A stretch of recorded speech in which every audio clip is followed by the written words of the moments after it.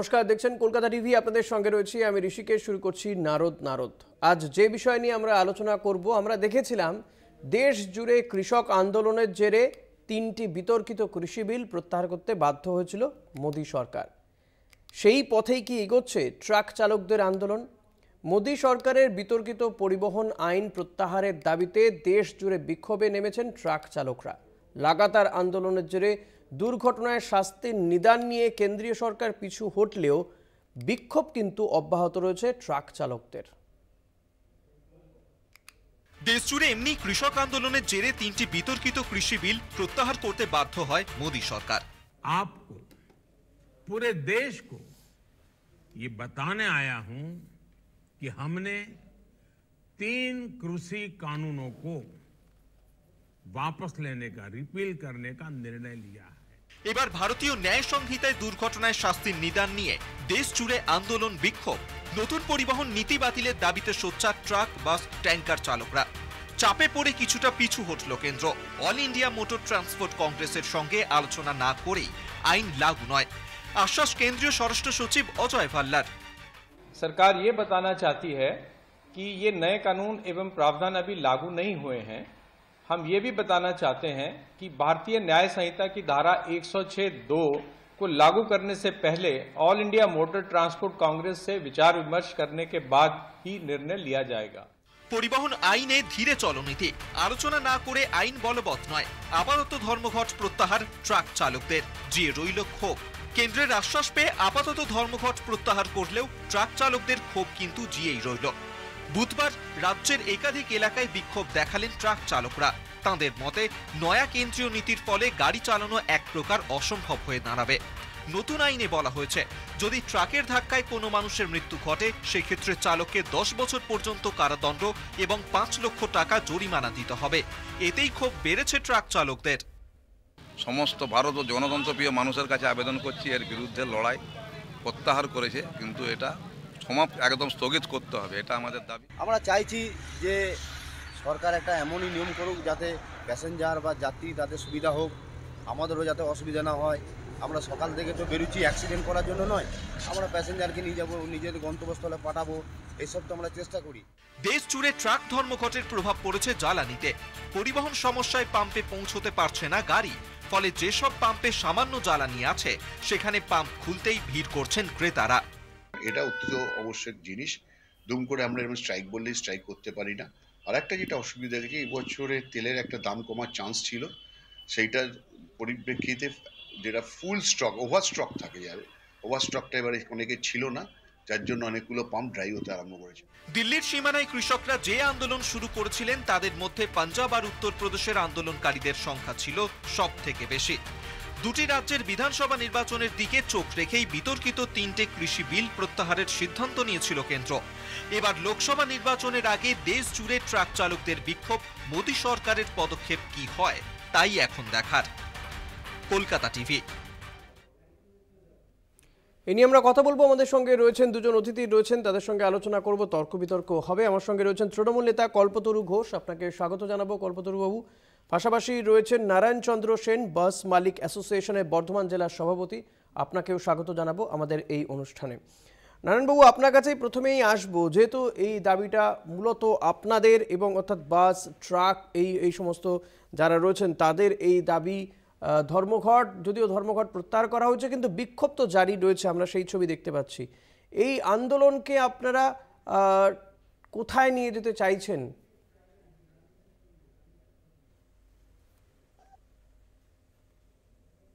না, আমরা চাইছি যেরকম পূর্ববর্তী অবস্থায় গাড়িগুলো চলছিল সেই অবস্থায় যাতে চলে, সেইটা আমাদের দেখার বিষয়।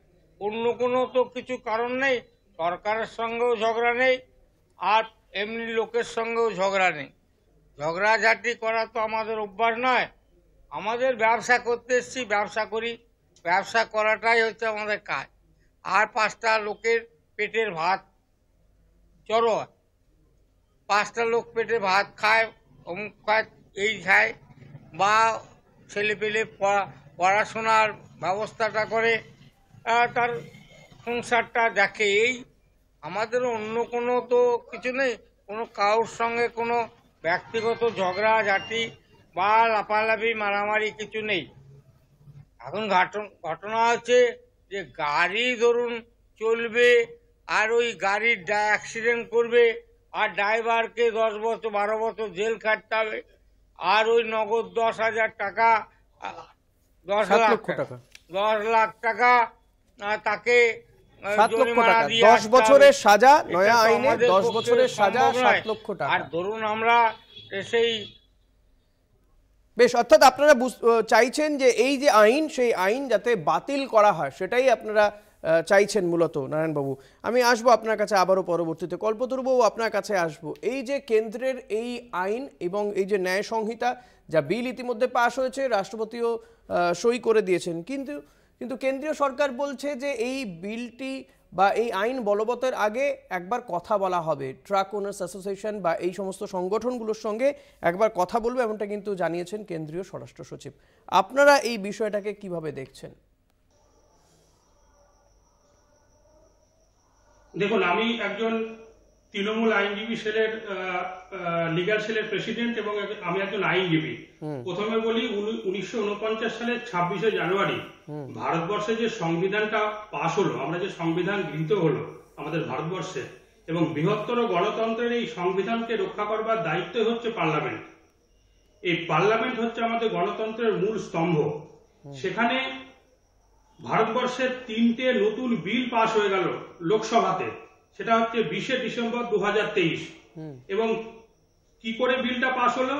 যখন 141 জন অপোজিশন লিডারকে এই বিলের বিরোধিতা করার জন্য সেটা একটা বিষয় ছিল, নিঃসন্দেহে সেটা নিয়ে আপনাদের বক্তব্য আমরা শুনেছি। আমি বলছি যে এই আইনটার ক্ষেত্রে এই যে ন্যায় সংহিতা বিল পাশ হয়ে গেছে, রাষ্ট্রপতিও সাইন করে দিয়েছেন, কিন্তু এই যে বলা হচ্ছে যে এই বিষয়টি নিয়ে, এই আইনটি বলবৎ করার আগে একবার অন্তত অল ইন্ডিয়া মোটরস ট্রান্সপোর্ট কংগ্রেসের সঙ্গে আলোচনা করা হবে। কোথাও গিয়ে কি মনে হয় যে লাগাতার ধর্মঘট ডাকা হয়েছিল, সেই ধর্মঘটের চাপে পড়ে, অর্থাৎ কোথাও গিয়ে সাধারণ মানুষের সমস্যা হচ্ছে, জনজীবন বিপর্যস্ত হয়ে পড়তে পারে, আগামী দিনে পেট্রোল ডিজেল সেটাও পাওয়া যাবে কিনা সন্দেহ দেখা দিয়েছিল, জিনিসপত্রের দাম ঊর্ধ্বমুখী হবে, সেই কারণেই কি ভোটের আগে আর সরকার এ নিয়ে ফলত কোথাও গিয়ে একটু চাপে পড়েছিল কি কেন্দ্রীয় সরকার? ঋষিকেশ বাবু, আমি যেটা বলতে চাই, আজকে যে বর্তমান পরিস্থিতি যদি সারা ভারতবর্ষ জুড়ে ওই আইনটা যদি নারায়ণবাবু আসবো আপনার কাছে। নারায়ণবাবু আসবো।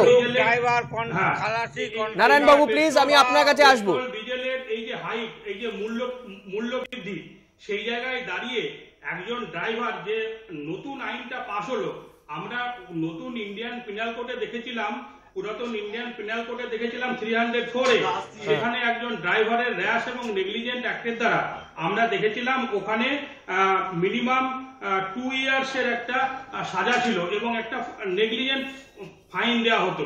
এবং নতুন যে আইনটা এই ভারতীয় ন্যায়শাস্ত্রের সংহিতায় যেটা আনা হলো, সেটা হচ্ছে 104 BNS, এবং সেখানে দেখা যাচ্ছে যে ওখানে একজন ড্রাইভার যদি কোনো র্যাশ এবং নেগলিজেন্ট অ্যাক্টের জন্য কোনো মানুষকে মেরে ফেলে, সেখানে তার সাজা হচ্ছে 10 বছর, ম্যাক্সিমাম হচ্ছে 10 বছর, এবং ফাইনটা অনেক গুণ বৃদ্ধি পেয়েছে।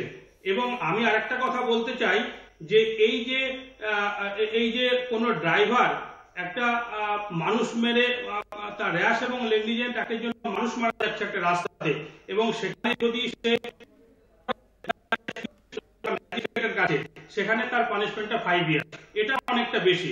এবং একটা নিয়ারেস্ট যদি ম্যাজিস্ট্রেট অথবা যদি বা পুলিশ স্টেশনের কাছে আমাদের কোনো ড্রাইভার যায়, সেখানে একটা ভায়োলেন্স হওয়ার সম্ভাবনা থাকে, ড্রাইভারকে পিটিয়ে মেরে দেবে।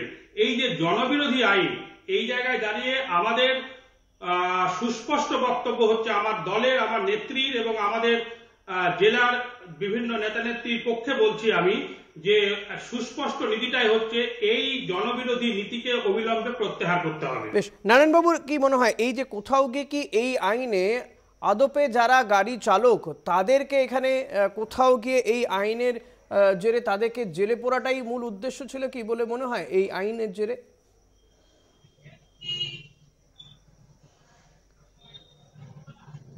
হ্যাঁ, ড্রাইভারের কি আছে, ড্রাইভার তো ধরুন ওই তেল আনতে পান্তা ফুরোয়, তা ও ড্রাইভারদের কি আছে, গাড়ি চললো না চললো, চাকরি ছাড়া সে বাস চালানো বা লরি চালানো সে ছেড়ে দেবে।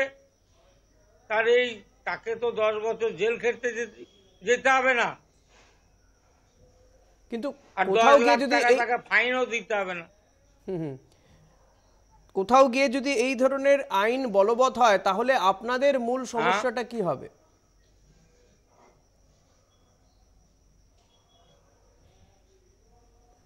আইন যদি বলবৎ না হয় তাহলে আমাদের হয়তো আইন যদি বলবৎ হয় না দিন খাওয়া চলতে হবে, চালাতে হবে, আর তো কোনো কাজ জানা নেই, আমাদের। কিন্তু নারায়ণবাবু, দেখা গেল দেশ জুড়ে তো এই আন্দোলনে আপনাদের সঙ্গে অনেকেই সামিল হয়েছিলেন। এটা কি কোথাও গিয়ে আপনাদের যে অধিকার সেই অধিকার ছিনিয়ে নেওয়ার ক্ষেত্রে একটা জোরালো আওয়াজ পাওয়া গিয়েছে?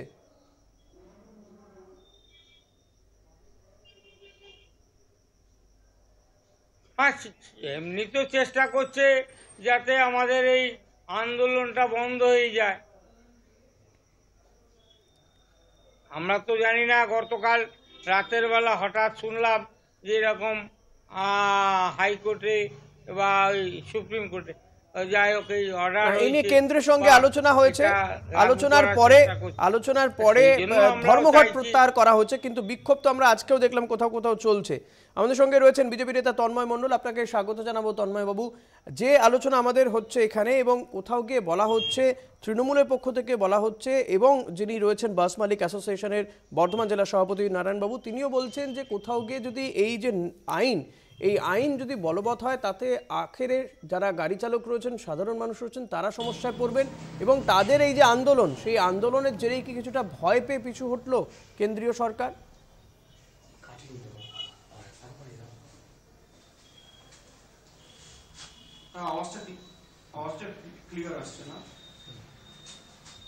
আমরা চাইছি যে আমাদের ধরুন আন্দোলন, নারায়ণবাবু আসবো, তন্ময়বাবু কি বলবেন? আন্দোলনের জেরেই কি পিছু হটতে হলো? দেখুন, ব্যাপারটা হচ্ছে আমাদের মাননীয় নরেন্দ্র মোদী তারা সবকা সাথ, সবকা বিশ্বাস, সবকা আশ্বাস এই মন্ত্রে বিশ্বাসী। আমরা চাই ভারতবর্ষের প্রত্যেকটি মানুষ, সমস্ত ট্রাক চালক বন্ধুরা আমাদের এই সবকা সাথ, সবকা বিশ্বাসের অংশীদার। সেই জন্যই আমরা চেয়েছিলাম তাদের সঙ্গে আলোচনা করতে, কারণ তাদেরকে বাদ দিয়ে আমরা চাই না ভারতের উন্নতি সম্ভব, সুতরাং তারাও এই উন্নতির অংশীদার, আর ট্রাক চালকরা আমাদের উন্নতির অংশীদার। তো আমরা যে কোনো একটা আইন, এই যে বিএনএস মানে ভারত ন্যায় সংহিতা 106(2), এই যে সেই আইন তৈরি করা হয়ে গেল, ট্রাক চালক সাধারণ মানুষ কারো কথা না শুনে না বুঝে আইন তৈরি করা তো হয়ে গেল, আইন পাশ হয়ে গেল, মানে বিল পাশ হয়ে গেল, এবং রাষ্ট্রপতি সাইনও করে দিলেন। না, একটা এত বড় দেশে একটা আমাদের মাল্টিকালচারাল, মাল্টিডাইমেনশনাল, মাল্টিলিঙ্গুইস্টিক একটা কান্ট্রি, যেখানে আমাদের এতগুলো multi religious party, multi regional party, এত রিজিওনাল পার্টি আছে, সবাইকে নিয়ে চলতে গেলে আমাদেরকে সবার কথা কি শোনা হয়েছিল আদতে? কল্পতরু বাবু, সবার কথা কি আদৌ কেন্দ্রীয় সরকার শুনেছিল এই আইন তৈরি করার ক্ষেত্রে? না, অবশ্যই উনি যেটা বলছেন, এই সরকারের আমলে ভারতবর্ষে রেকর্ড উন্নয়ন, পরে আসবো, সমস্ত ট্রাক চালক, সমস্ত ট্রাক চালক বন্ধুরা জানেন আজকে সমস্ত হাইওয়েগুলোকে প্রশস্ত করা হয়েছে, প্রত্যেকটি হাইওয়ে। বুঝতে পেরেছি, একটা ছোট বিরতিতে যাওয়ার সময় হয়ে গেছে, একটা বিরতি নিয়ে ফিরে আসবো এই আলোচনাতে, সঙ্গে থাকবেন আপনারা। ফিরে এলাম বিরতির পর। যে আলোচনায় রয়েছি আমরা, এই যে ট্রাক ধর্মঘট আমরা দেখেছিলাম, যদিও ট্রাক ধর্মঘট তুলে নেওয়া হয়েছে কেন্দ্রীয় স্বরাষ্ট্রমন্ত্রক বা স্বরাষ্ট্র সচিবের আশ্বাসের পরে তুলে নেওয়া হয়েছে, কিন্তু বিক্ষোভ আজকেও দেখা গিয়েছে কোথাও হচ্ছে, এবং এই বিক্ষোভের কারণ বা এই যে ধর্মঘটে ডাক দেওয়া হচ্ছিল, কারণ যে নতুন আইন করা হচ্ছে, যে ন্যায় সংহিতা, তাতে এই চালকদের জন্য একটি আইন রয়েছে, সেখানে বলা হচ্ছে যে হিট অ্যান্ড রান এর ক্ষেত্রে আগে যেমন ছিল 2 বছরের সাজা, নয়া আইনে 10 বছরের সাজা, 7 লক্ষ টাকা জরিমানা হতে পারে চালকের। এই বিষয় নিয়ে আমরা আজকে আলোচনা করছি। মূলত আমাদের সঙ্গে অতিথিরা রয়েছেন। আমি কল্পতরু বাবু আপনার কাছে আসবো। কোথাও গিয়ে কি এই যে আইন এবং এই ন্যায় সংহিতা পাস হয়ে গেছে, রাষ্ট্রপতি সইও হয়ে গিয়েছে, তারপরে বিক্ষোভ, প্রতিবাদ, ধর্মঘট এর জেরে আপনি বলছেন যে সরকার এর কারণেই কিছুটা পিছু হতেছে, কিন্তু এটা কি শুধুমাত্র যে সামনে লোকসভা নির্বাচন তাই, অর্থাৎ কোথাও গিয়ে সরকারও কি একটু জল মেপে নিল? না দেখুন, আমাদের দেশের সর্বোচ্চ আইনের জায়গা যেটা আমাদের সুপ্রিম কোর্ট, সেখানে কিন্তু এখনো এই আইনের বিরোধিতা করে একটা পিল ফাইল করা হয়েছে এবং সেখানে চ্যালেঞ্জ করা হয়েছে এই যে নিউ 3টে ক্রিমিনাল ল যে আইন আকারে কেন্দ্র সরকার নিয়ে এসেছে লোকসভাতে, এই 3টে বিলের ওপরে, আইনের ওপরে চ্যালেঞ্জ করে একটা পিল আছে। এই এখন আমরা সবাই সুপ্রিম কোর্টের দিকে তাকিয়ে আছি। মাননীয় বিচারক honourable justice of the supreme court যদি যে বিচার দেবে, তারপর কি হবে না হবে সেটা পরের ব্যাপার। কিন্তু আমরা বলতে চাই যে এই জনবিরোধী আইনগুলো মানুষের কোনো কাজে, কোনো উপকারে লাগবে না। আমি যেটা বলতে চাইছিলাম, একটা ড্রাইভার একটা মালিক পক্ষের কাছ থেকে মাসের শেষে 10 থেকে 12,000 টাকা, খুব জোর 15,000 টাকা বাড়িতে নিয়ে যায়। তার 3-4টে ছেলে মেয়ে আছে, তাদের মুখে অন্ন দেবে, খাবার জোগাবে, না এই কিছু একটা ঘটনা ঘটলে 10 বছর জেল খাটবে? তন্ময়বাবু, এই বিষয়টিকে কোনোভাবে ভাবনা চিন্তার মধ্যে ছিল না? এই বিষয়টা নিয়ে কি কোনো ভাবনা চিন্তা ছিল না? এমন একটা সমস্যার মধ্যে পড়তে হতে পারে। আমাদের দেশের ট্রাক চালক, বাস চালকরা কত টাকা রোজগার করতে পারেন? না না, একদমই। আমি মাননীয় কর্মকর্তাকে জিজ্ঞেস করছি, আমরা বলছি প্রসঙ্গটা হচ্ছে শুধুমাত্র ব্যাপারটা সামনে লোকসভা ভোট, সেই কারণে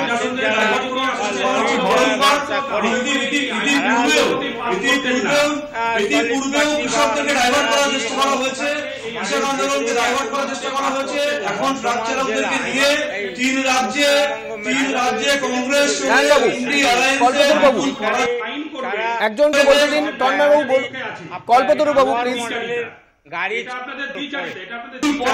সেই পরাজয়কে প্রতিহত করতে না পেরে এবং আগামী দিনে 2024-এ নরেন্দ্র মোদী ওয়ান্স মোর